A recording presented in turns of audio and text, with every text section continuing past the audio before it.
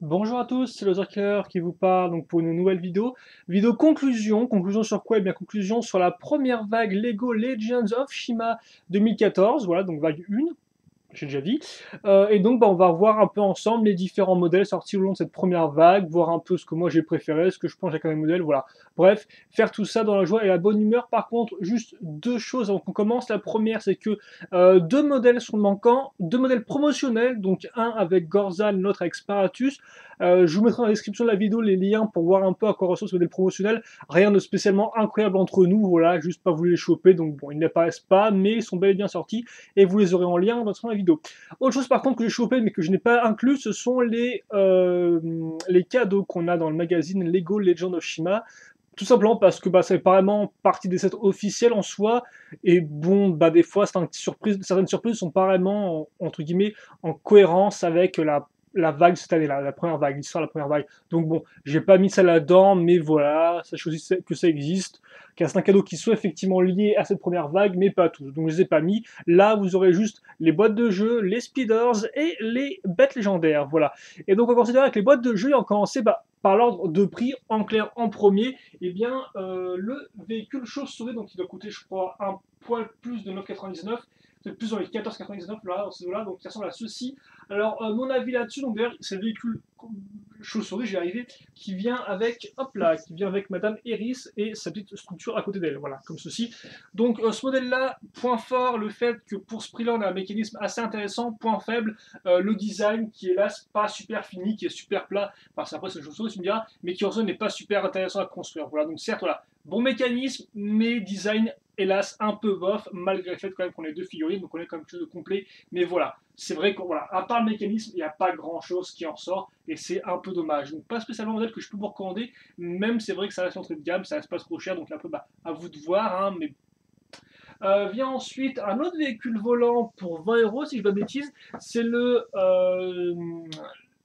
la Vertus Twin Blade, voilà, donc comme vous pouvez le voir, là encore on a un super mécanisme, vraiment super original. Mon seul problème avec le set, c'est qu'effectivement, bah là, le véhicule n'est pas adapté selon moi au lion en fait, parce que ça, c'est sûr, ils ont une tête de lion à l'avant, mais pour moi, ça n'a rien à voir avec la forme d'un lion, ça n'a rien à voir avec un lion, je vois pas le rapport entre les deux véhicules, et donc voilà, après ça reste une petite critique en soi, mais c'est vrai que pour moi, voilà, par exemple, si on compare avec le véhicule Rhino rapidement, sur lequel on va venir après, le véhicule Rhino, voilà, il ressemble à un rhino, quoi. C'est vraiment un espèce de truc massif, on comprend le rapport. Là, pas vraiment, même pas du tout. Donc c'est un peu dommage. Après, là encore, c'est vrai que ça reste être un point faible, un peu. Bah, c'est assez personnel dans le sens où on a quand même la Vertus dedans, il vient avec ses deux flingues, ça rend plutôt bien. Il vient aussi avec cette figurine araignée, comme on peut voir, qui a 6 pattes et qui rend l'air plutôt bien aussi. Et non, il vient pas avec une structure, lui, si j'ai pas de bêtises, voilà, il vient pas avec une structure. Donc en clair, voilà, très bon mécanisme, contenu réglo, mais voilà, le véhicule pour moi ne correspond pas au Lion et donc ça reste, c'est un peu dommage. Le véhicule ensuite, après qui là par contre correspond bien, c'est donc le Sparatus Spider Stalker qui est celui-ci, donc le véhicule araignée, qui est vraiment très cool comme véhicule, je vous le recommande. Il coûte genre je crois 25 euros par là dans ces eaux-là et il est vraiment super chouette dans le sens où on a bah, une araignée certes, une araignée mécanisée, on a un mécanisme intéressant, on a l'initial à l'arrière. Niveau figurine, on aura bah, Sparatus qui est bon la figurine qui revient le plus de cette première vague, ainsi que Gorzan, Gorzan qui est ici, voilà, avec son lance, enfin son lance-point et avec des recharges de balles dans le cas d'un petit creux lors de la bataille, d'ailleurs qu'il utilise, je crois, dans le dernier épisode de la saison, je pense, dans la série, voilà. Le dernier épisode de la série pour la saison liée à la vague 1. Je vais y arriver, voilà. Et ça vient aussi avec la structure toile d'araignée que vous pouvez voir à ce niveau-là, voilà. Donc là vraiment, lui par contre, voilà, lui je peux vraiment vous le recorder parce que j'ai vraiment eu aucun problème. Le design est bon, la construction est intéressante, le mécanisme est cool, donc franchement, voilà, allez-y pour celui-là. Contrairement aux deux premiers où j'ai des fois des petits problèmes. Vient ensuite le véhicule Rhino, et là encore, c'est après pareil. Alors, lui, il est un peu plus cher, c'est plus dans les 30 euros, peut-être 30 euros plus dans l'idée. Bah, voilà, lui aussi est bon dans le sens où bah, le design convient au rhinocéros, le mécanisme est super original avec l'espèce de mode charge du véhicule ou la catapulte à l'air, comme vous pouvez le voir avec l'espèce de petite queue. Donc, non, les couleurs aussi assez claires comme ça qui rendent vraiment bien. Là aussi, il faut dire premier véhicule Rhino, parce qu'effectivement, je ne l'ai pas précisé, mais c'est vrai que cette première vague. L'histoire, je vous la rappelle, grosso modo, Shima est attaqué par trois tribus, donc trois nouvelles tribus qui sont les chauves-souris, les araignées et les scorpions, voilà. Et donc, on a après la Vertus qui revient avec la bête légendaire crocodile et qui dit aux autres, bah ouais, vos bêtes légendaires ont été capturées, il faut aller les chercher dans le. Ah, j'ai plus le nom en français, mais dans les Outlands, donc là, dans l'espèce de zone périphérique à Shima qui est un peu dangereuse. Et donc, une équipe de choc secret composée, la plupart des personnages que vous pouvez voir ici. Donc, il y aura Laval, il y aura Krager, il y aura. Et j'ai plus le nom, c'est génial. Il y aura Rhino, voilà. Non, j'ai plus le nom de. C'est fou ça. Ah, j'ai plus le nom, bref, vous me direz dans les commentaires. Il y a Eris, il y a Gorzan. Bon, il y a aussi Rinna qui arrive un peu en. Ou Rinona, plutôt, devrais-je dire. Je sais plus si c'est Rinna ou Rinona, bref. Qui arrive un peu en loose. Et il faut savoir, dans la série, il y a aussi Worries, il y a aussi un corbeau et il y a aussi un ours. Voilà. Et qu'on n'a pas en figurine. Donc c'est un peu dommage là par contre.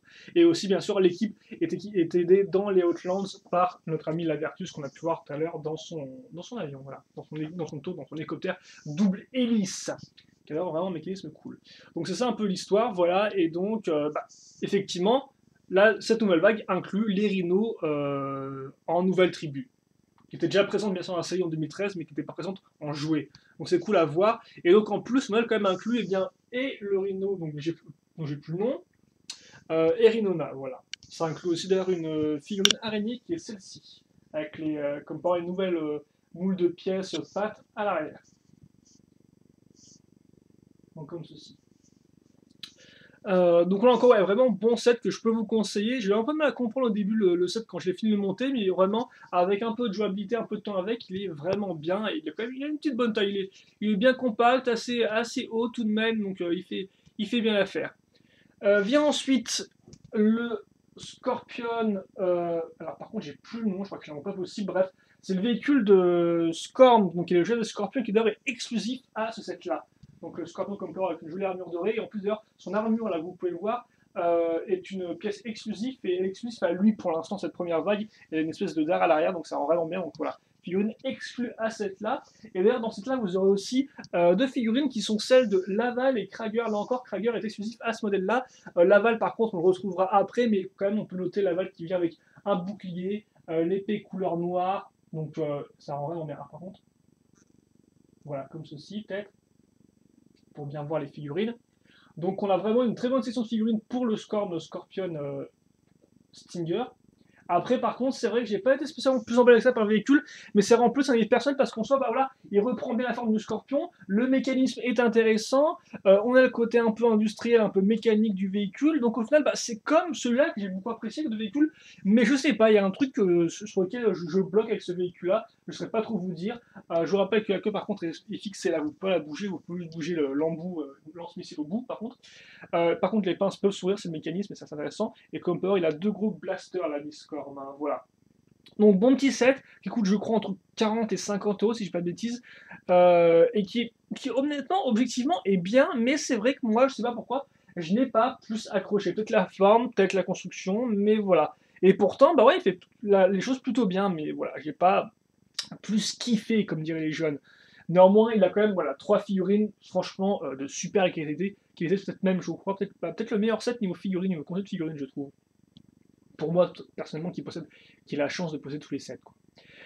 Et après ça, vient les deux modèles édition spéciale, encore plutôt difficiles à trouver. Alors dans certains magasins, vous pouvez les trouver, dans le magasin de jouets. Après, la façon la plus sûre de les choper, c'est directement sur la boutique en ligne officielle de Lego, donc le Lego Shop. On va commencer donc avec Spillins Cavern, donc en fait en deux parties. Vous avez la partie au fond là, et l'avant de la caverne qui est ici. Voilà, ce qui est un point intéressant du set, c'est qu'effectivement, grâce au câble et tout, on peut, si vous voulez, plus ou moins agrandir la zone de jeu, et c'est ce que j'ai fait comme pouvoir pour casser plein de trucs à l'intérieur, enfin entre la partie au fond et la partie ici. Donc Spillins Cavern vient avec Spillin, la reine des araignées, donc là encore figurine exclusive à cette là qui rend plutôt bien. Pour le reste, après, on retrouvera Eris et notre ami Rhino, dont j'ai toujours plus le nom, qui... je pourrais le voir sur internet rapidement d'ailleurs, voir ce que c'est son nom, mais bon, on va faire ça peut-être à la fin. Donc voilà, c'est avec ces deux figurines là, ainsi que ce véhicule aussi. Second véhicule Rhino, donc c'est plutôt cool, au moins que les Rhino aient au moins deux véhicules dans cette vague-là. Et qui est d'ailleurs rigolo comme véhicule Rhino. Je n'ai pas trop espérant incroyable non plus. Il fait ce qu'on lui demande de faire, mais après, il n'est pas non plus extraordinaire selon moi, selon mes standards, du moins. mais néanmoins, quand même, ce modèle est complet dans le sens où il vient avec sa structure, son véhicule et ses 3 figurines, dont une exclusive. Et pour le reste, c'est vraiment bonne structure, donc plutôt cool, avec des petites pièges un peu partout, pas mal de fonctionnalités de jeu, donc là encore, un modèle que je peux effectivement vous recommander, cette fan de structure, et si vous voulez vous changer un peu l'air des véhicules, vous voyez, en plus, c'est vrai que c'est un modèle qui complète vraiment très bien la collection Shima, parce que comme vous pouvez voir, bah, au final, là, j'ai ouvert le truc en deux, j'ai mis la grosse araignée au milieu, et puis voilà, quoi, au moins j'ai une scène de jeu un peu plus complète. Donc vraiment bien. Et enfin, un second, alors lui par contre, je crois que c'est aussi dans les 40-50 si je ne dis pas de bêtises. Là par contre, c'est plus dans les 60 € pour donc, le dernier modèle édition spéciale et aussi la dernière boîte de jeu qui est la Vertus ou la Lion Outland Base, j'ai plus le nom officiel, bref, c'est donc une seconde structure comme on peut voir, la base du côté des lions, et qui là encore rend vraiment très bien. Alors déjà avant ça, niveau contenu, vous aurez bien la Vertus, vous aurez l'Aval, vous aurez aussi Sparatus là-bas, donc, ainsi que, alors je sais plus, c'est Braptor ou Blista celui-là, bon c'est pas trop grave, vous avez autre chose, oui. Et donc comme on parle, le contenu encore est quand même assez conséquent dans le sens où certes, vous avez une base avec une sorte de caisse outil, vous avez aussi une moto, donc nouvelle moto Lyon comme on peut voir qui est un peu plus dans des formes un peu plus on va dire courbées que les anciennes motos Lyon qu'on avait pu voir avec la, la forteresse Lyon, voilà, donc on a ça, et on a aussi un véhicule araignée, et donc là ça fait quand même, comme on peut le voir au final, et bien entre guillemets, la troisième structure slash véhicule araignée de la vague, parce qu'effectivement on a eu donc l'araignée, on a eu la base de Spinning, et on a aussi ce véhicule-là à roue, qui est d'ailleurs vraiment original je trouve, et qui rend vraiment bien. Donc même si on a encore Sparatus en figurine, qui effectivement Sparatus revient à peu près 3 fois hein, donc, dans cette vague-là, voire même 4 fois si on compte le modèle promotionnel. Donc bon. Mais voilà, le reste, que le véhicule est vraiment de qualité selon moi, et tout comme d'ailleurs la base, là encore, on n'est plus vraiment dans la forteresse Lyon, le château fort, là on est vraiment plus dans l'espèce de structure un peu industrielle, faite avec des bouts qui traînaient ici, faite avec les bouts de décor, avec la végétation envahissante, les côtés, les fissures comme on peut voir dans les structures grâce aux stickers, les deux canons ici. L'intérieur est un peu moins détaillé forcément que la base Lyon, néanmoins on a quand même des éléments intéressants comme par exemple des caisses pour ranger le chi ou encore un rangement d'armes. Donc non, franchement, malgré un prix plutôt élevé, c'est un modèle qui est super complet et que honnêtement je peux conseiller pour l'anniversaire pour un truc comme ça dans le sens où bah il y a vraiment tout pour jouer quoi. Vous avez d'un côté les méchants avec leur véhicule, d'un côté gentil avec leur base et leur véhicule. Donc ouais, non franchement, si vous avez les moyens, je vous la conseille. Elle est vraiment très chouette à construire. En plus, comme je l'ai peut-être pas dit, mais vous pouvez la plier aussi pour changer un peu la forme et tout de l'ensemble. Donc ça doit être un de mes modèles préférés, je pense, cette vague-là. Mais je pense qu'on finira après avec vraiment ce que je préfère dans la vague. Pour l'instant, on va plutôt attaquer avec les speeders. Donc les speeders, on en a 5 en tout, dont un starter set. Donc un starter set, ça contient 2 figurines avec leurs speeders respectifs. Voilà. Donc on va commencer avec, bah tiens, vous avez Gorzan déjà, donc Gorzan qui est avec cette structure-là qui est plutôt cool. On doit frapper les parties ici pour faire envoler la bille et la boule et la prendre, voilà. Donc ça vient aussi avec les petits projectiles, et je vous rappelle à chaque fois c'est Kesuchi ainsi que la crémaillère pour donc faire lancer votre speeders. Le speeders en lui-même ressemble à ceci, donc qui est là, en doré, ce qui est plutôt cool, et donc qui rejoint le speeders doré qu'on avait eu avec, à l'époque, c'était... la Vertus, si je dis pas de bêtises. Non, bah, non, pas la Vertus c'est lui. Ah, bah. Non. Bah, je me souviens plus du nom du roi du roi lion, tiens. Du roi lion, oui. Non, pas film de Disney, non. Le roi de la tribu lion. La Gravis, voilà, la Gravis. Donc effectivement, la Gravis qui était le seul à avoir un Speeders doré en 2013. Donc voilà, un Gorzen avec 2 armes d'ailleurs plutôt cool, je trouve. Hein, comme on peut le voir, il est assez armé, hein, même son arme secondaire, elle tire pas trop la tronche. Quoi. Vient ensuite, bah, qui ça bah, tiens, on va faire les gentils, donc on va faire Eris maintenant. Donc Eris, qui est l'espèce de structure la plus grosse des structures Speeders, qui rend vraiment bien, comme on peut le voir, donc il y a une espèce de rang de l'autre côté, des projectiles et une rampe, en fait, une ligne, une barrière à passer. L'idée, c'est de lancer son Speeders le plus loin possible pour gagner. Et donc là encore, elle vient avec un Speeders doré, comme on peut voir, qui est plutôt cool. Et j'aime beaucoup son marteau là, hop là, avec la palette, qui rend là encore plutôt bien selon moi. Ici, hop là, par contre, c'est un peu galère la caméra parce que j'ai laissé la caméra dans un focus plutôt cool, mais forcément, quand je vous montrais de près, ça rend beaucoup moins bien. Bref. Donc voilà. Donc là encore Speeders doré. Et donc il faut savoir qu'en fait, Gorzal, excusez-moi, et Eris, ce sont les deux seuls personnages de l'équipe, donc de l'équipe de choc, qui ont des Speeders, quoi. Voilà. Parce qu'effectivement, le troisième, c'est la Vertus, je vais arriver, la Vertus, mais on verra ça après. Pour l'instant, donc les méchants, donc bah, les méchants, vous aurez. Alors là, normalement, c'est. Ça doit être Blista, celui-là, ça doit être Blista, voilà. Donc Blista, alors comme on peut voir, le moule par contre n'est pas nouveau hein, pour la chauve-souris, c'est le moule des loups, donc voilà. Pas de nouveau moule de Speeders pour ça. Lui, il vient avec ça. Donc une espèce d'obstacle à passer là encore avec des éléments de chi pour le bloquer un peu le personnage. Rien de spécialement incroyable. Le second personnage c'est Sparatus donc. Comme on peut voir nouveau Speeders qui a juste une petite surface pour l'imprimer mais qui comme on peut le voir a 6 accroches donc pour mettre des petites patounettes. Et donc lui vient avec les 3 toiles d'araignée que vous pouvez voir en fait ici, là au fond et ici. Voilà donc j'ai casé dans ma structure araignée. Donc il vient avec ça, donc c'est plutôt cool, ça rend assez bien selon moi.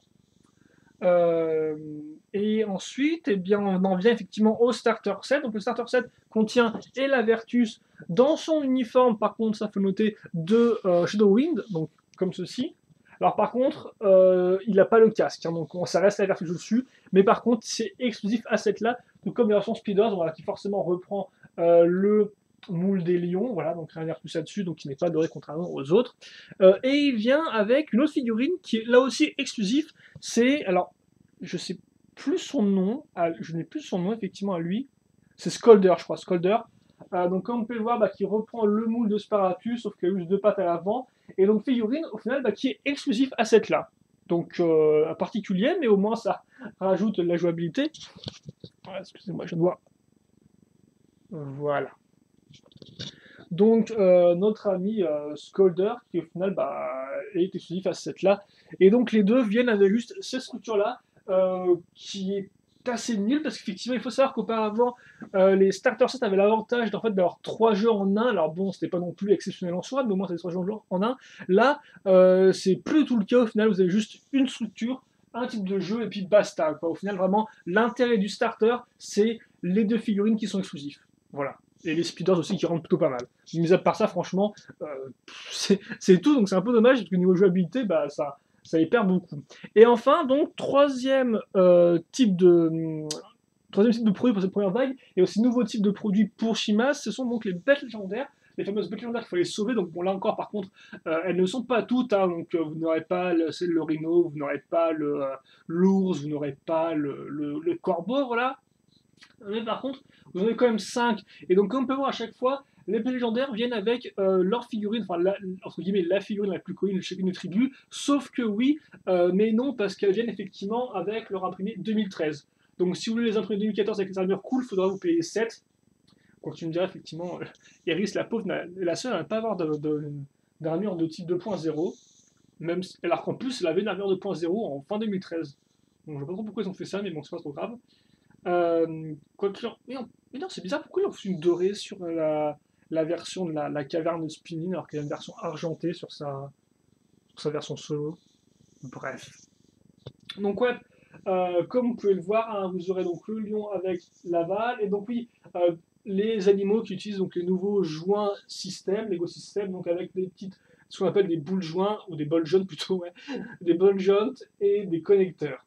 Donc pour créer des modèles plus articulés avec peu de pièces et sur une échelle plus réduite que des figurines d'action traditionnelles. Donc vous avez le lion, vous avez l'aigle et vous avez aussi donc le croco là qui est tout au fond avec Krager dessus comme vous pouvez le voir. Donc j'ai qu'une des bêtes légendaires et des pièces d'armure en plus et des petits stickers donc pour représenter l'armure. On aura aussi donc le gorille qui est une tête vraiment sympathique ainsi que la louve, donc la mère louve de Warriors. Et donc pour Warriors au final bah, c'est sa seule apparition en 2013 vague 1, mais voilà, il n'a pas l'armure 2014 par contre. Non, je veux dire quoi, en vague 2014 vague 1, excusez-moi. Donc sa seule apparition, c'est en bête légendaire. Mais il n'apparaît pas avec sa nouvelle armure flambante neuve dans l'équipe. Et donc, bah, je pense qu'on a fait le tour là au final. Hein.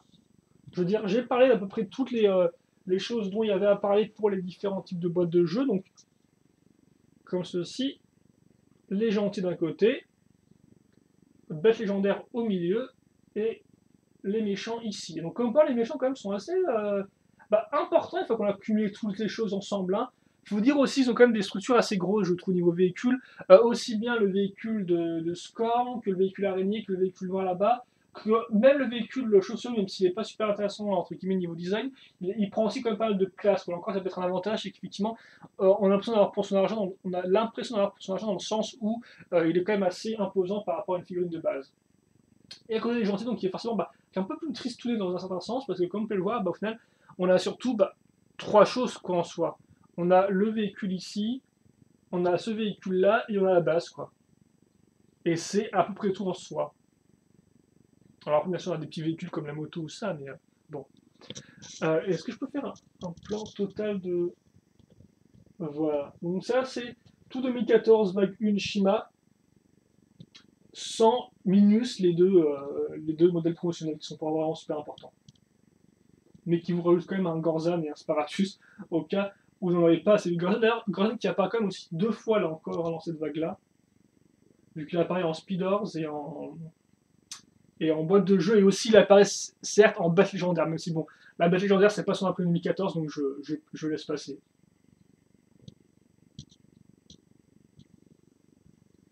Je vais juste aller voilà, comme ceci, peut-être que pour faire un plan pour de miniature. Bon, elles sont plutôt galères. Et donc, moi, qu'est-ce que je préfère là-dedans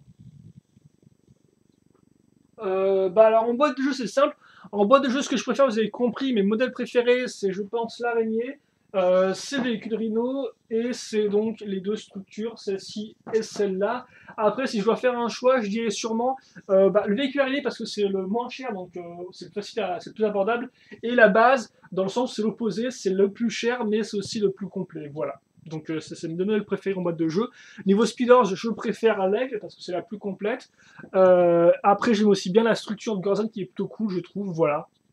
Et c'est vrai qu'effectivement, j'aime Sparatus, mais plus dans le sens où ça permet de compléter la structure araignée. Voilà, plus dans ce sens-là. Mais après, effectivement, en speeders standalone, je préfère effectivement Eris avec ses chouettes armes, son chouette speeders doré et sa structure qui est quand même assez imposante.